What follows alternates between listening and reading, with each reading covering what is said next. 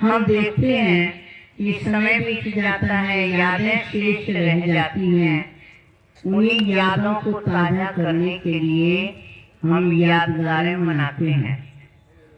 बड़े धूमधाम के साथ पहले यादगार मनाते हैं और धीरे धीरे वो हमारी एक परंपरा सी बन जाती है।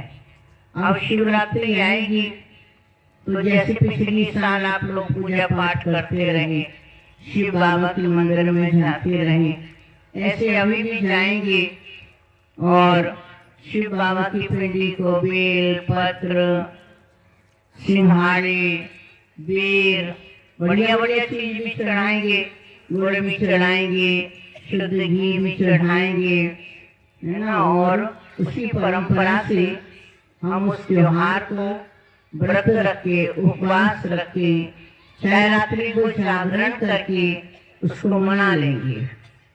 अगले दिन तो फिर हमें वही अपनी दिनचर्या में आना होता है।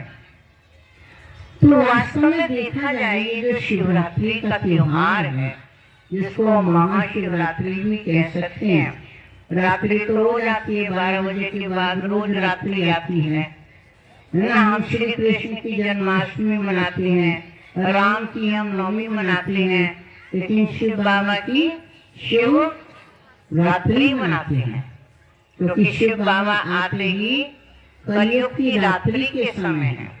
सतयुग में भगवान को आने की आवश्यकता नहीं होती, त्रेता युग में नहीं, द्वापर युग में नहीं, कलयुग में भी शुरू में नहीं आते।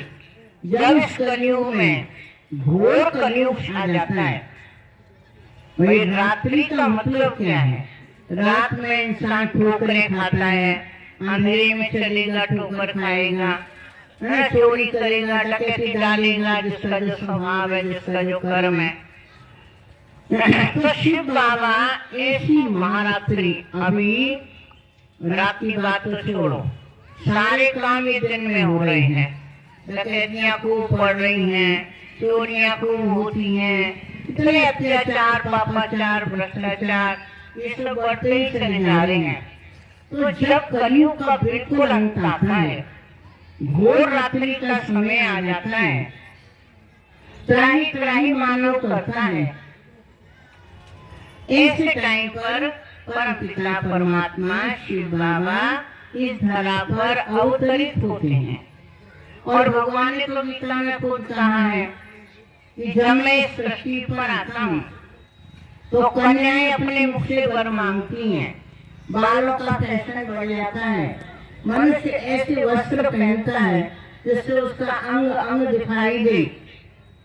और भगवान ने कहा कि जब घोर कलयुग होगा तो बोतलों में दूध मिलेगा और पुड़ियों में अनाज लेके आओगे। तो आज कलयुग के टाइम हम इससे भी गई बीती स्थितियां देख रहे हैं। कन्याएं अपने मुख से खूब वर मांग रही हैं, बालों का फैशन बढ़ ही चुका है। शायद कलयुग के जितने भगवान ने चिन्ह दिए, आज उसकी अति होती जा रही है।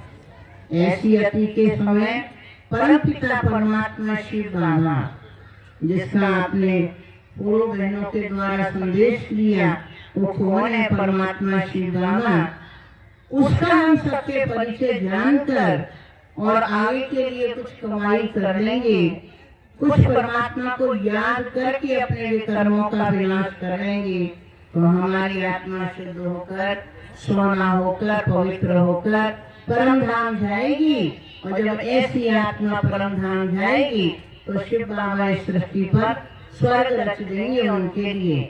तो देखो, हम विशेष शिवरात्रि के टाइम दो बातों का यादगार देखते हैं। एक तो बिंदु रूप परमात्मा की हम पूजा करते हैं। कृष्ण जन्माष्टमी आती है, हम श्री कृष्ण को झूले में झुलाते हैं। महालक्ष्मी का पूजन होता है, दीपावली आती है तो हम गणेश जी को लाते हैं, लक्ष्मी जी का पूजन करते हैं।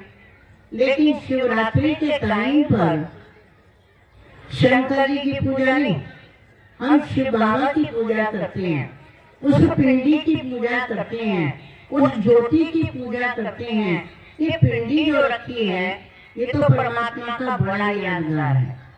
हम अपने पिताजी का, अपने बाबा का फोटो लगाते हैं, है ना, तो बड़ा बड़ा बना करके लगाते हैं जिससे हमें ध्यान आता है उनका। तो ये तो एक यादगार में है, लेकिन वास्तव में जो बीच में बिंदी रखी हुई है 3 लकीरें खींचने के बाद, और जो हम बीच में अंगूठे से बिंदी लगा देते हैं, परमात्मा का रूप वही है, ज्योति है। तो ये शिवरात्रि का जो त्योहार है वो एक तो महाज्योति परमात्मा शिव बाबा की यादगार है। दूसरा विशेष, शिव बाबा के मंदिर में एक चेहरा जो है घड़ा लटका दिया जाता है, उसमें जल भरा जाता है और वो बूंद बूंद करके और शिव बाबा की पिंडी पर गिरती रहती है, गिरती रहती है। माता बहनें जाती हैं, जेहर भी चढ़वाती हैं। ये वास्तव में परमात्मा के गुणों का यादगार है। रूप में परमात्मा भले बिंदु है, ज्योति है, लेकिन गुणों का तो भगवान सिंधु है, भरपूर है, सागर है। तो वो तो सागर है, उसके ऊपर हमने बूंद लटका ली और हमने सोच लिया हमने अपनी शिवरात्रि मना ली। परमात्माएं बहनों भाइयों, केवल इस बात का ये यादगार नहीं है, लेकिन जैसे हमारी बहनों ने ये बताई कि हमारी आत्मा के गुण क्या क्या है और हमारे पिता परमात्मा के गुण क्या क्या है। भगवान तो गुणों का भंडार है, बिगड़ी को बनाने वाला है, भोलानाथ है, बम बम भोले। क्या बोलेंगे? बम बम भोले। अगर आप वो नहीं माने उसकी बात तो बम भी बरसा देगा। पर भोलानाथ कितना है? भोलानाथ ऐसा है कि अगर हमारे से उल्टी बात भी हो जाए तो वो हमारी बिगड़ी को बना भी देता है, सीधा भी कर देता है। एक बार कहते हैं एक चोर जो है चोरी करने के लिए रात्रि के टाइम पर निकला। अब वो चोरी के लिए जगह देख रहा था, कहाँ से चोरी करूं, क्या चोरी करूं। उसे कुछ नहीं मिला।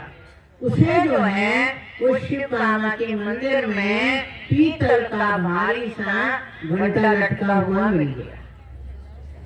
उसने कहा आज तो इस घंटे की ही चोरी कर ली जाए। अब चोरी करे कैसे, उस घंटे को उतारे कैसे? तो क्या किया होगा उसने? वो शिव बाबा की पिंडी पर अपना पांव उसने रखा और शिव बाबा के घंटे को जो है उसने उतारा। और जैसे ही घंटा उसने उतारा तो कहते हैं भगवान वहां प्रकट हो गए। भगवान वहां प्रकट हो गए और वो शर्माने लगा, घबराने लगा। तो भगवान ने कहा क्यों घबराता है, क्यों शर्माता है?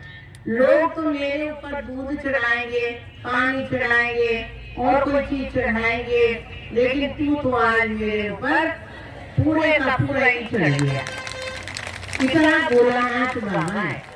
तो अगर हम परमात्मा शिव बाबा को सीधे रूप में याद करें, चाहे उल्टे रूप में याद करें, चाहे पिता रूप में याद करें, चाहे माता रूप में याद करें, बच्चे रूप में भी हम उसको याद कर सकते हैं, तो ऐसा भोलानाथ बाबा हमें वरदानों से भर देगा।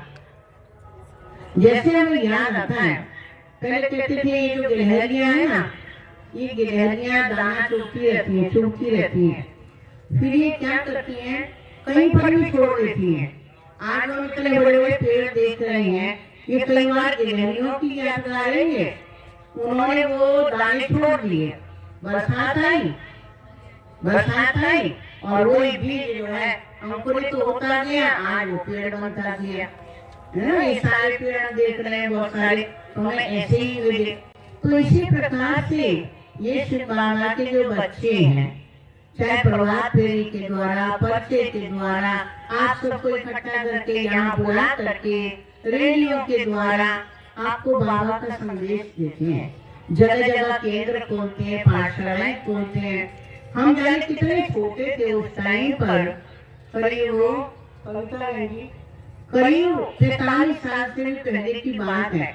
हम यहाँ फतेहपुर सीकरी में रहे, बिल्कुल फतेहपुर सीकरी पूरी निकाय पे और बिल्कुल शांत इलाका था। और वहाँ हमारी बहनी ने भेज दिया हमको, 7 दिन का कोर्स कराया एक कमरे में बैठ करके। उस टाइम हमने खूब बीज डाले यहाँ पर, ऐसे फिर बीच में आए, यहाँ कलार गली है, कौन सी है वो स्थान, कलार गली, वहाँ रह करके हमने जो प्रेम मेहंदी थी हमारी एक, वहाँ बैठ के हमने खूब कोर्स कराया, है ना। हमारे हाथरस में एक परिवार रहता है, उनका पूरा ननिहाल था यहाँ पर, विजय बहन वगैरह बहुत सारे लोग थे, उनको सबको बाबा का संदेश खूब दिया। और आज देखो बीज तो डाला और उसका फल जो है आज हम अनिता बहन के द्वारा यहाँ पर देख रहे हैं। तो हमें भी खुशी हो रही है कि भाई जो हमने सेवा की तो उसका जो है आप सब यहाँ हमारे बीच में आए, फल मिला। ऐसी हमारी अनिता बहन वही छोटी सी थी, वह छोटी सी थी, यहाँ कोई सूट वाली कन्या देखी मैंने अभी, तो ऐसी छोटी सी थी। और छोटी कन्या तो जो है भाई इसके भाई भी हैं, 3 भाई थे, माता पिता दादी दादा, घर में चाची चाचा ताई, बहुत बड़ा पूरा परिवार, और ये अपनी अकेली, समझे 3 भाई के बीच में ये अकेली।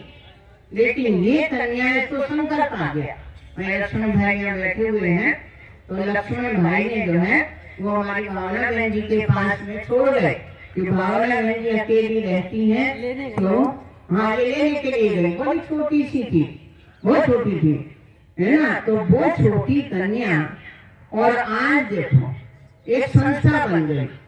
वो छोटी कन्या, किसी की शादी होती कितने पालती, 2 बच्चे 4 बच्चे, कितना परिवार बनाती, कितना क्या करती, कितने टेंशन, कितने तनाव, कितने ये, और आज इनके लिए ये सारा विश्व ही परिवार है। तो शिव बाबा जो है ये ब्रह्मा कुमारी ईश्वरीय विश्वविद्यालय कोई घरवार नहीं छुड़ाता है, परिवार नहीं छुड़ाता है। परिवार में रहो, घर में रहो, घर में रहते हुए और इस ईश्वरीय ज्ञान को आप बड़े आराम से प्रेम से समझे धारण कर सकते हो। केवल बाबा कहते 1 घंटा मेरे ऊपर चढ़ा दो।